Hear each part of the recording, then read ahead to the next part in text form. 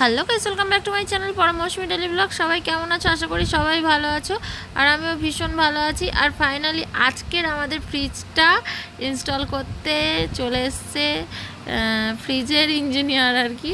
কিন্তু দুর্ভাগ্যবশত এই সময় কারেন্ট চলে গেছিলো।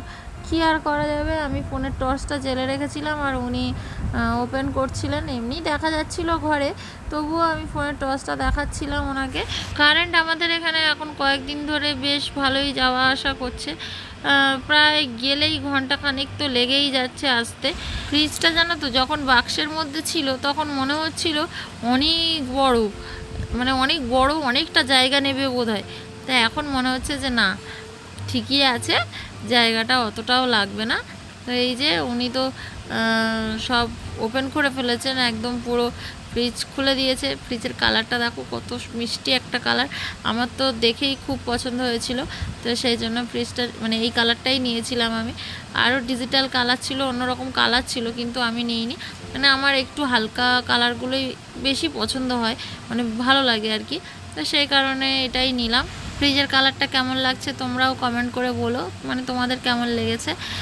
কারেন্ট ছিল না, তবুও উনি বলছিলেন যে যদি কারেন্ট এসে যায় আমি আপনাকে সব কিছু বুঝিয়ে দিয়ে চলে যাব। কিন্তু দুর্ভাগ্যবশত উনি অনেকক্ষণ ওয়েট করেছিলেন, কিন্তু তবুও কারেন্ট আসেনি, চলে গেছিলেন লাস্টে। কিছু করার ছিল না, বলে গেলেন যে 3 ঘন্টা মানে কারেন্ট আসলে চালিয়ে 3 ঘন্টা রেখে দেবেন, তারপর থেকে ইউজ করবেন, জিনিসপত্র রাখবেন। তো আমরা সেইভাবেই করব ঠিক করে নিয়েছিলাম। তো কারেন্ট আসার পরে জ্যাক লাগাতে বলেছিলেন, আর জ্যাক লাগানোর আগে ওনাকে ফোন করে নিতে বলেছিলেন, আর উনি পরের দিন এসে সব কিছু মানে ফ্রিজের যা যা ফাংশান আছে সব কিছু বুঝিয়ে বলে দিয়ে যাবেন বললেন। না হলে ওনাদেরও মানে কি বলবো, আমাদের যে কাস্টমার রয়েছে সেটাকে ওনারা ক্লোজ করতে পারবেন না।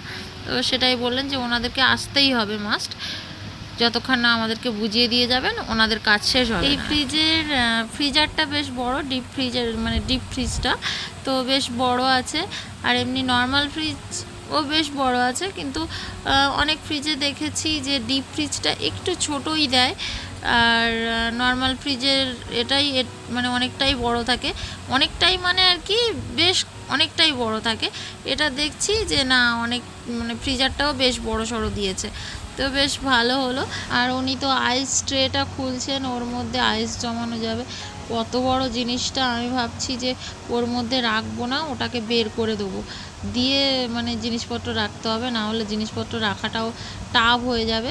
আর ফ্রিজটার অবস্থা কি হয়ে গেছে, নতুন ফ্রিজ, মানে ওপেন করতে গিয়ে ধুলো হাতে ধরে ধরে কেমন যেন হয়ে গেছে, ওটাকেও মুছতে হবে।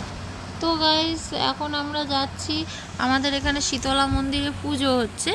আমাদের তো প্রতি বছর এখানে শীতলা মন্দিরে পুজো হয়, অনুষ্ঠান থাকে 4 দিন। এবছর 2 দিন অনুষ্ঠান আছে, শীতলা যাত্রা আর মনসা যাত্রা। তো এবছর বাকি 2 দিন অনুষ্ঠান হবে না আর কি, অনুষ্ঠান খুবই কম। দুপুরে ডালা দিয়ে গেছিলাম, এখন ডালা আনতে এসেছি। আর এদিকে মনসা পুজো হয়েছে, ওই দিকটায় শীতলা পুজো হয়েছে প্রতিবারের মতো এবারেও। তো ডালাটা নিয়ে নিই, আর একটু মেলায় ঘুরবো, একটু ঘুরে চলে যাব।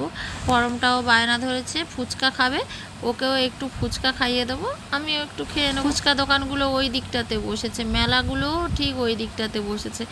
প্রতি বছরই ওই রকমই বসে, আর এবছর একটু কমই মেলা বসেছে।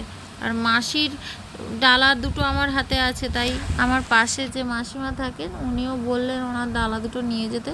তো আমি একসঙ্গে নিয়ে নিয়েছি সব কটা। বাজারে গেছিলাম আজকে রাত্রি 10টার দিকে, বাজার করে ফিরলাম সবে। কত সবজি নিয়ে এসেছি দেখো, সব কেজি কেজি সবজি এসছে, ফ্রিজ এসছে বলে কেজি কেজি সবজি। 4টে ধনে পাতার বান্ডিল নিয়ে এসেছি 10 টাকা দিয়ে, আর টমেটোগুলো নিয়ে এসেছি 10 টাকায়। কত কম দামে পেয়েছি, আর সব বেশি বেশি করে নিয়ে নেওয়া হয়েছে। এবার সব ফ্রিজে ঢুকবে। শুনেছি কাপড়ের ব্যাগে রাখলে নাকি সবজি ভালো থাকে, তাই আমি এই ব্যাগটাতেই আপাতত রাখছি। অবশ্য আমি পরে পাল্টেও দিয়েছিলাম, ব্যাগের জায়গায় আমি সুতির নাইটি ইউজ করেছিলাম যাতে সবজিগুলো ভালো থাকে। সুতির নাইটি দিতে দেখলাম মানে সুতির কাপড় দিলেই ভালো থাকে আরও সবজিগুলো।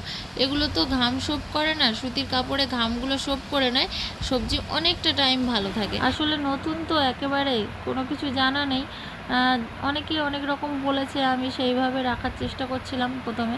তারপরে দেখলাম মানে নিজের মনে হলো যে না, এইভাবে রাখলে হয়তো ঠিক থাকছে না, একটু গুছিয়ে অন্যভাবে রাখা যাক। সব রকম চেষ্টা করে করে দেখছি কোনটাতে সব থেকে ভালো থাকে, কিভাবে রাখলে ভালো হয়, সেটাই আর কি। তো গাইস, আজকের ভিডিওটা এই পর্যন্ত। ভালো লাগলে লাইক, কমেন্ট, শেয়ার, সাবস্ক্রাইব করে দিও। চলো আবারও দেখা হচ্ছে পরে একটা ভিডিওতে। আজকের মতো সবাইকে গুড নাইট, টাটা।